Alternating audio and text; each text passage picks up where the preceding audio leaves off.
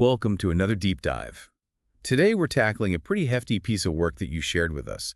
Melvyn C.C. Valenzuela's book, The Security Mindset, Thriving in Today's Security Landscape. Yeah, it's nearly 500 pages, copyright 2024, packed with information. Absolutely. So our mission today is really to boil it down, to extract the crucial knowledge and get to the core principles of what having a security mindset actually means for you. Exactly. And we'll cover quite a bit. We'll look at how security thinking has, evolved over time. From way back when? Right, from ancient walls to today's complex threats.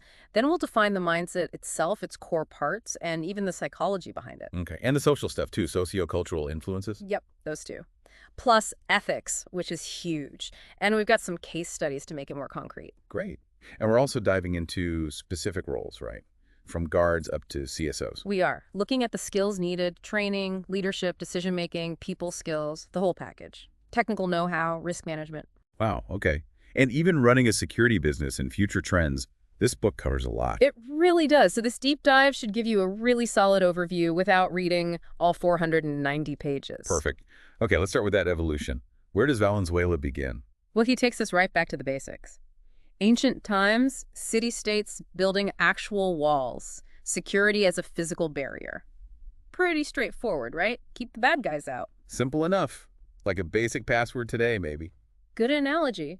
Then you look at, say, ancient Egypt. It gets more complex. It's not just invaders, it's protecting wealth, holy sites, the rulers. So the pyramids weren't just monuments. They were symbols of power and security, too, yeah. And you start seeing security tied up with social structure. Which leads into the medieval period, castles and all that. Exactly. Castles, walled cities everywhere. The whole feudal system was kind of a security structure, with lords protecting their lands. Right. Moats, drawbridges. You can picture it. But Valenzuela mentions it wasn't always just about outside threats. No, definitely not. Security often meant control, coercion even. Lots of internal conflict, too. So security isn't just outward-looking. Interesting point. Then the Renaissance changes things up. A bit, yeah. You get humanism, but also, interestingly, mercenaries becoming more common. It's a shift from feudal armies. And security gets linked to diplomacy. Diplomacy, statecraft, yeah. A bit more nuanced than just building bigger walls. Okay, fast forward to the Industrial Revolution. That must have been a massive shift. Huge. Suddenly you've got factories, warehouses, train networks, completely new vulnerabilities, not just armies at the gate anymore. So new targets, new problems. And new solutions emerging. Early surveillance, alarms, the start of private security firms. Plus, colonial expansion brought its own set of global security issues. So this whole history lesson, it basically shows security getting broader and more complex. That's exactly Valenzuela's point. Today, it's not just physical stuff. It's cyber attacks, terrorism, pandemics, natural disasters. It's everything. And navigating that complexity requires this security mindset. Okay, let's define that properly. What is it? Well, it's more than just, following rules. Valenzuela frames it as a proactive way of thinking, always looking for potential risks and trying to nip them in the bud. Okay, proactive. What are the key parts? He breaks it down. First, awareness and vigilance. Just being constantly alert to what's going on around you, physical or digital. Spotting things that seem off. Paying attention, basically. Right. Second, proactiveness and prevention.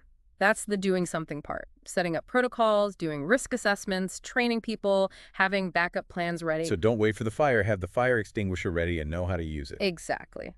Then third, there's adaptability and resilience. Things change, threats evolve, incidents happen, so you need to be able to react, learn, and bounce back stronger. Constantly learning, refining. Yep. And fourth, and this is critical, ethical, and legal considerations, security isn't an excuse to ignore rights or laws. It's about finding that balance. That balance seems tricky. So why is cultivating this whole mindset so vital? Valenzuela highlights a few key reasons. One, it just makes everyone more aware, better at spotting and stopping threats. It builds a security culture. Okay. Two, it makes risk management much more effective.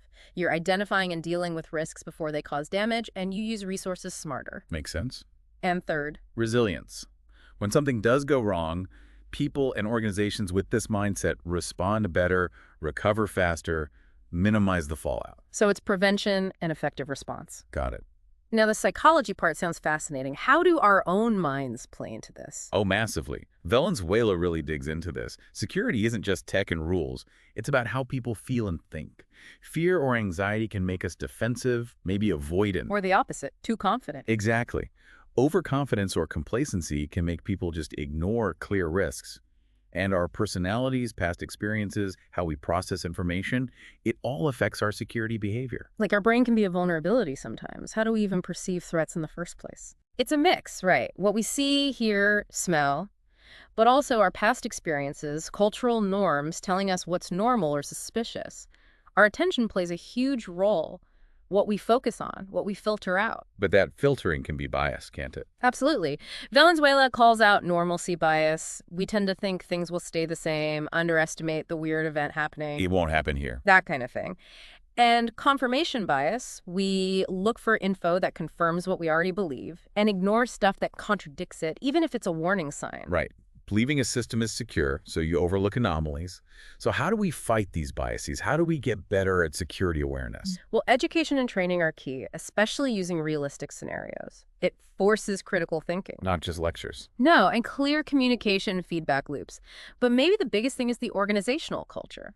Making security a shared value, everyone's responsibility, that helps override individual biases. Culture keeps coming up, which leads right into the sociocultural side. It's not just individual psychology then. Not at all.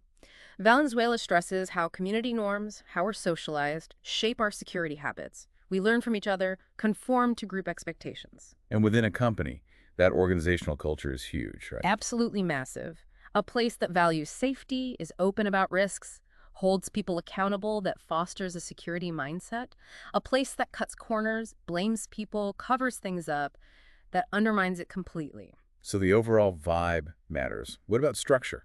Structure and communication flow are vital too. If information flows freely, if decisions are transparent, employees feel empowered. They feel part of the security effort. They're more likely to speak up. And leadership's role in this. Critical. Leaders have to show they're committed, provide the resources, make security a real priority, not just lip service, and good training reinforces all this. It sounds like it needs everyone pulling together. Yeah. Collaboration, teamwork. Precisely. You can't do security in silos. Understanding these social and cultural factors helps organizations build that collective mindset. Okay, let's make this more concrete. Valenzuela includes case studies, right? How does this mindset look in action? Yeah, the first one is an airport security upgrade program. What's key here is it wasn't just one thing. Not just more guards or cameras. No, it was a whole package. Responding to specific threats, smartly integrating tech like biometrics and better detectors, but also really focusing on training the personnel and working closely with law enforcement. And it worked? Yeah, improved security, but also, interestingly, a better passenger experience. They even got recognized for it. Shows a holistic approach pays off. Okay, good example. What's next? A cybersecurity incident at a financial institution.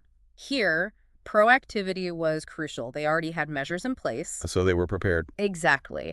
When the incident hit, they detected it fast, analyzed it, contained it quickly, things like segmenting the network, removing malware, and communication was key. Keeping stakeholders informed. Yep. Minimized operational impact, reassured everyone. You see that adaptability and resilience we talked about.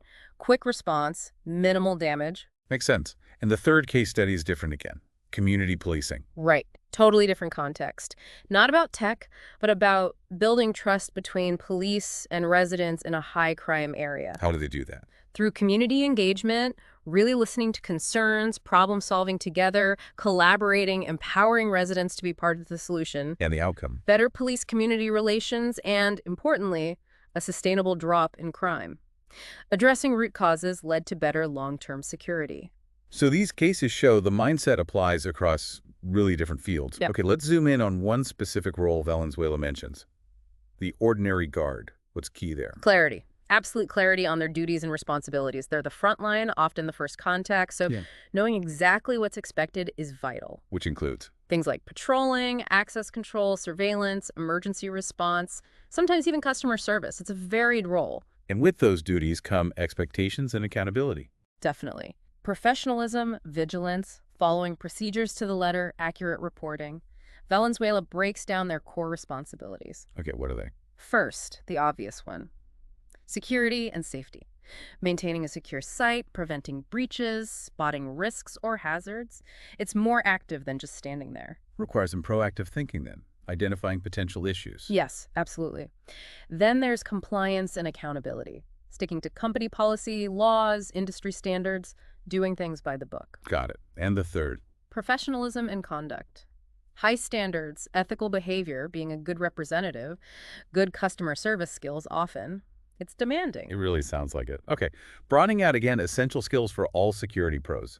Situational awareness and vigilance must be top of the list. Foundational. Valenzuela calls them critical for early threat detection, effective response, risk management. He breaks awareness down further. Into Perception, just noticing what's happening. Comprehension, understanding the meaning of what you see. And projection, thinking ahead, anticipating what might happen next based on the situation. So it's a multi-step mental process, not just seeing, but understanding and anticipating. How do you get better at that? Training, especially realistic simulations, is huge. Using technology effectively helps too. Clear communication within teams, and maybe counterintuitively, managing stress. Stress degrades awareness. Interesting. Okay, what about conflict resolution? Maybe not the first skill people think of for security. But vital. Security folks interact with the public constantly, sometimes in tense situations. Being able to de-escalate peacefully is incredibly important. To prevent things from blowing up. Exactly. Saves injuries, property damage, maintains order. Key parts are active listening, empathy, clear communication, knowing de-escalation tactics, and being assertive but respectful. Valenzuela gives examples. Crowd control, retail. Yeah, different contexts. And a case study of a retail dispute shows how a skilled officer uses these techniques to calm things down and find a resolution. Remaining calm, listening, finding common ground. Makes sense. Another skill he mentions is, perhaps surprisingly, physical fitness and health. Yeah, maybe underestimated, but important. The job can be physically demanding, requires alertness. Being fit directly impacts performance and well-being. So how do you encourage that? Valenzuela suggests things like dedicated fitness programs, health education, flexible schedules allowing for exercise. The XYZ security case study shows the benefits when a company prioritizes this. Okay, now, possibly the most crucial skill in this fast-moving field. Continuous training and skill development. Non-negotiable, really. Threats change, tech changes, rules change. You have to keep learning to stay effective and compliant. What kind of training are we talking about? All sorts. Technical skills on new systems, tactical skills for emergencies, soft skills like communication, leadership development, regulatory updates, getting certifications. It's a broad range. What makes training effective? Good planning, relevant content, interactive methods, not just death by PowerPoint. Case studies, simulations really help apply the knowledge. The SecureGuard Solutions example shows a good blended approach. Right, making it accessible and practical. Okay, let's get into those specific roles now, starting with the security officer again, but focusing on higher-level skills, leadership and team management. Crucial if they're supervising others or need to coordinate during an incident. Good security leaders need vision, they need to empower their team, build trust. How do they manage the team effectively? Clear roles, ongoing training, open communication, good conflict resolution processes, recognizing good work, giving feedback. The John Smith case study apparently illustrates this well. And what about making decisions under pressure? That must be core for an officer. Absolutely critical. In a crisis, they need to think clearly, act decisively to maintain control and protect people. So many factors influence this: time pressure, lack of info, stress. So how do you improve that skill? Targeted training, realistic simulations help a lot. Having clear protocols removes some guesswork. And reviewing incidents afterwards to learn. The Sarah at the mall example highlights this. And we touched on interpersonal skills, but they're worth stressing again for officers. Definitely. They're often the face of security. Clear communication, active listening, empathy, building rapport, it all helps de-escalate and gain cooperation. Plus, needing to keep up with technology. Increasingly so. Understanding surveillance systems, access control, intrusion detection, how they work, how to use them effectively against modern threats. And finally, for officers, basic risk assessment. Yeah, being able to spot potential risks on their patch and take steps to mitigate them is a really valuable frontline skill now. Okay, moving up the ladder. Chief Security Officer, CSO, very different focus. Much more strategic, right? Planning and policy must be key. Paramount. The CSO has to align the security strategy with the overall business goals. That means solid governance, ongoing risk assessments, developing clear policies and procedures, and communicating them effectively. And when things go seriously wrong, the CSO leads the crisis response. Yes. They need comprehensive crisis management plans, need to communicate effectively during a crisis, coordinate across departments, work with external agencies like law enforcement. It's a high-pressure role. They also need to manage stakeholders, both internal and external. Critical skill. Building trust and collaboration with employees, customers, partners, regulators, law enforcement. Everyone needs open communication, providing awareness training, showing top-level commitment. And navigating the legal maze, regulatory compliance. Absolutely essential. Understanding data protection laws, safety regulations, industry standards, running compliance programs, doing audits. Mistakes here can be incredibly costly in fines and reputation. And finally, for the CSO, building and leading the actual security team. Yes, creating a high-performance team. That requires clear goals, fostering trust and collaboration, empowering people, recognizing achievement, providing growth opportunities. Strong leadership is key. Okay, let's switch gears to the security consultant role. Different skill set needed here. Some overlap, but yes, distinct needs. Client relationship building and management is absolutely fundamental for a consultant. Building that trust quickly. Understanding their specific needs. Exactly. Active listening, clear communication, professionalism, really showing you understand their business and challenges. Then managing expectations, collaborating, delivering real value. And consultants need to be on top of industry trends. Constantly. Market research, trend analysis, understanding new threats, new tech, regulatory changes. That's how they provide relevant, valuable advice. Then they need to sell their services. Proposal writing, presentation skills. Crucial. You need to clearly articulate the problem, your proposed solution, the value you bring, your methodology, the cost, and present it confidently and persuasively. Practice and feedback are key here. And once they win the work, project management comes in. Big time. Delivering on promises requires strong project management planning, organizing, executing, monitoring, controlling the project.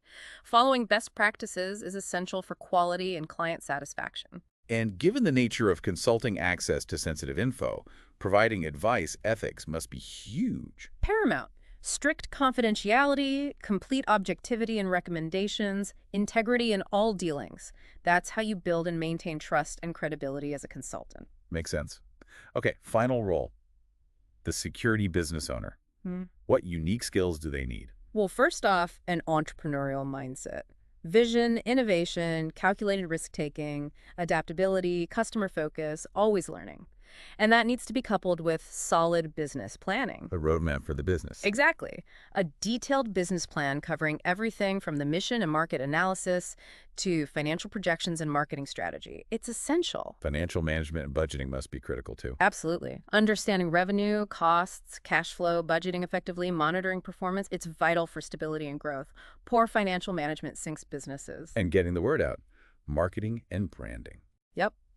You need to build a recognizable, trusted brand.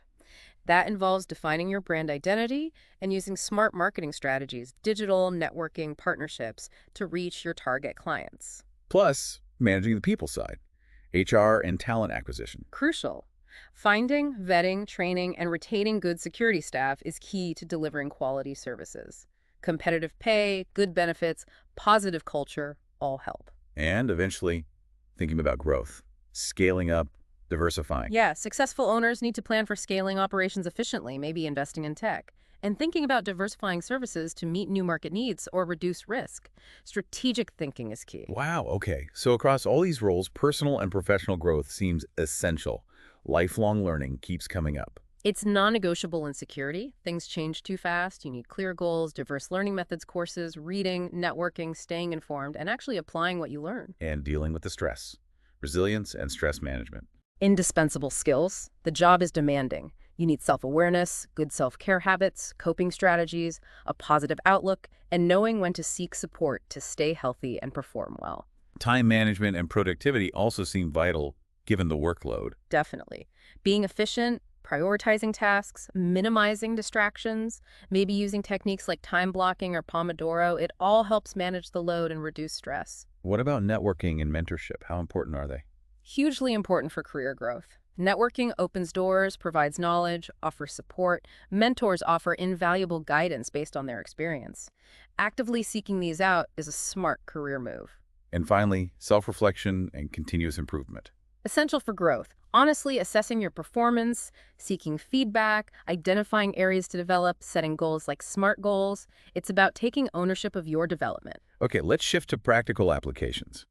How does all this translate into day-to-day security operations? Threat assessment and risk analysis seem like the starting point.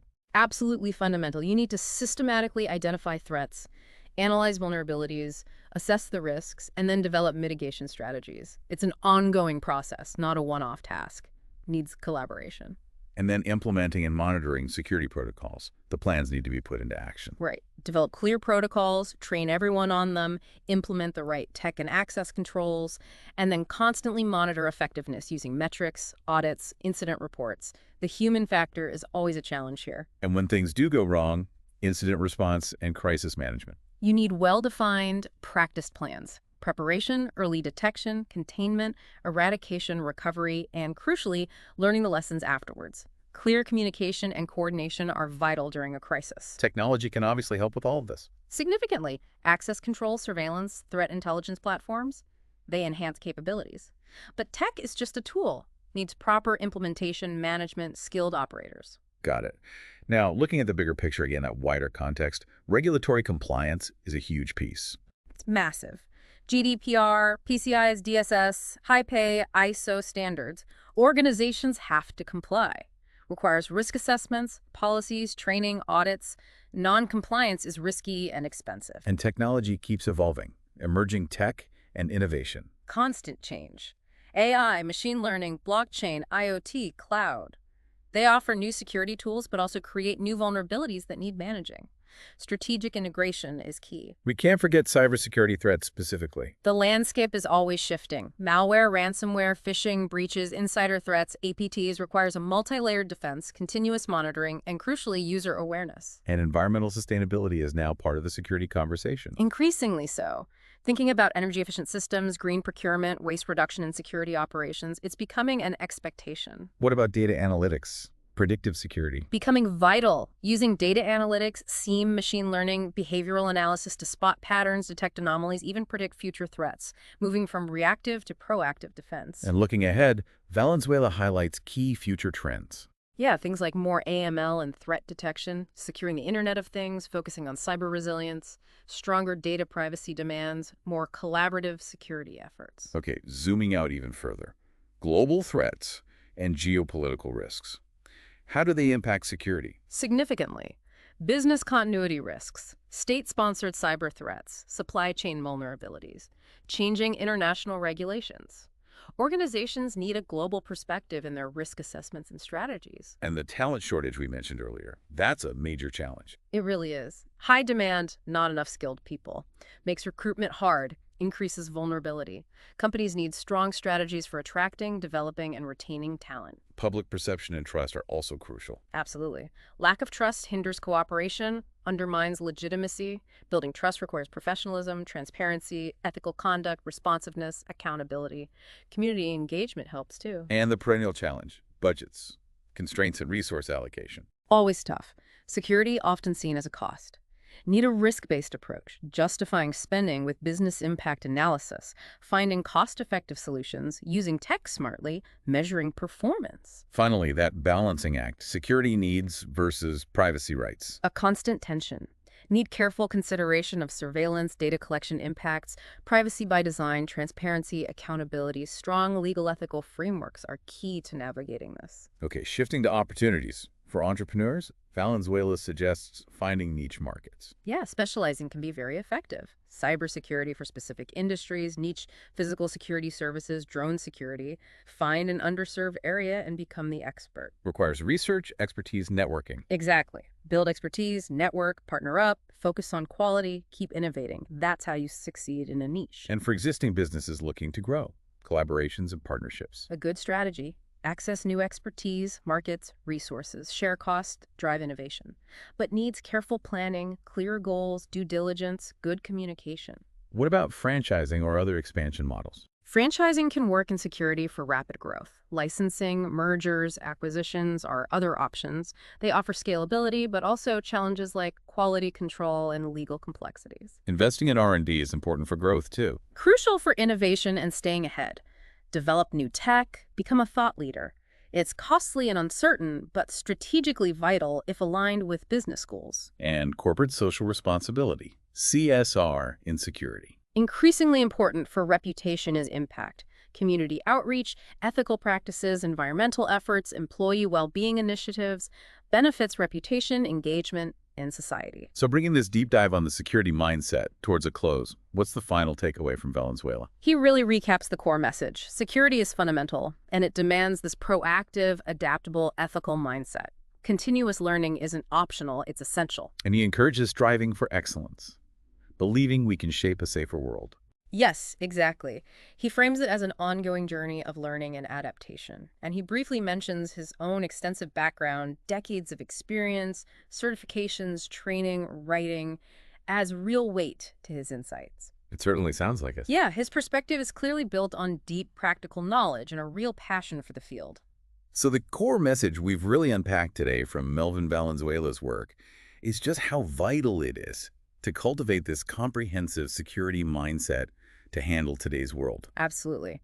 The key things for you, the listener, to take away are that need for awareness, being proactive, staying adaptable, making ethical choices consistently, and understanding those psychological and cultural influences. Right. And continuous learning is just part of the deal now. It has to be. We hope this deep dive gave you a solid grasp of these principles, but like Valenzuela says, it's really just starting the conversation. Definitely. We really encourage you to think about how these ideas apply in your own world, your work, your life, and maybe dig deeper into areas that sparked your interest. And maybe a final thought to leave you with.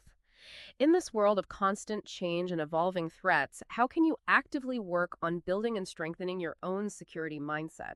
Not just for protection, but maybe as a fundamental way you approach life and work. I want to thank the podcasters for that review. I hope all our listeners learned a lot from that review. You know, it's not always easy to put yourself out there, but my goal in writing this book was simple: to share the lessons I've learned, sometimes the hard way, to help others be more prepared. It's about empowering you to take control of your own safety, to develop that security mindset so you can navigate this increasingly complex world with confidence. There's a rule I live by, a rule that should be burned into your brain. The moment you think you're safe, you're vulnerable. See, the problem with most people is they assume bad things won't happen. They walk through life unaware, unprepared. And then, when the inevitable happens, they freeze. That's how people get hurt. That's how they don't make it home. I've been there. Ambushes, assassination attempts, death threats. I've lived through the things most people don't even want to think about. And because of that, I know exactly what it takes to survive. That's why I wrote Security Mindset, Driving in Today's Security Landscape. Because in a world that's getting more unpredictable every day, survival isn't luck, it's strategy. And you need that strategy. Now, who needs this book? Maybe you're in security, law enforcement, private investigation, corporate protection. Maybe you run a business and need to safeguard your assets. Or maybe you're just an ordinary person who wants to make sure you and your family stay safe. Doesn't matter. If you live in the real world, this book is for you. Because threats aren't just for people in uniform. They're everywhere. The street you walk down at night, the company you work for, the Wi-Fi network you connect to. The moment you let your guard down, you're a target. This isn't just a book about security. It's a book about how to think, how to read situations before they go south, how to react when things do, how to make decisions under pressure. I break it down into 5 key areas. 1. Situational awareness, the ability to see trouble before it sees you. 2. Threat assessment, how to evaluate risk in any situation. 3. Crisis response, what to do when things go bad. 4. Cybersecurity, the invisible threats you don't even know are targeting you. 5. The business of security, how companies and organizations can protect themselves from the inside out. Real stories, real examples, real strategies, No fluff. No nonsense. Just straight up tactics from a guy who's been in the fire and walked out the other side. Why should you listen to me? Because I've done the work. Certified Security Professional. Certified Security Assessor. Certified Security Training Officer. Licensed Private Detective. But more importantly, I've seen it all. I've protected people who needed protection. Caught people who needed catching. Stopped bad things from happening before they happened. And when things got dangerous, I didn't fold. I adapted. Now I'm teaching you how to do the same. And let me tell you, the world isn't getting safer. Crime is more sophisticated. Criminals are more ruthless. And most people, they're getting softer, more distracted, less aware. The average person spends more time looking at their phone than at their surroundings. They assume the police, the government, their company's security team, somebody will keep them safe. That's not how it works. You are your own first line of defense. And if you're not thinking about security, your businesses, your families, then you're gambling. And the odds aren't in your favor. Look, there are books that entertain you. There are books that teach you something interesting. And then there are books that could save your life. This is one of those books. Security Mindset. Thriving in today's security landscape isn't about being paranoid. It's about being prepared. It's about knowing what to do before things go wrong, so when they do, you don't panic. You act. Smart, decisive, efficient. That's how you survive. That's how you protect what matters. So, you have a choice. You can ignore this book. Keep assuming nothing bad will ever happen to you. Keep hoping luck is on your side. Or you can do what smart people do. Get the book. Read it. Apply it. And when the moment comes, because it will come, you'll be ready. The mission is clear. The choice is yours. Security Mindset. Thriving in today's security landscape is available now on Amazon, Apple Books, Barnes & Noble, Kobo, other major booksellers, online bookstores, and libraries worldwide. And in the Philippines, you can also get a physical copy at Sandro's Nook, a bookstore and cafe located just across the Muntinlupa City Hall. I truly believe that this book can make a difference, and I encourage everyone to check it out. Pick it up, read it, stay vigilant, and stay safe.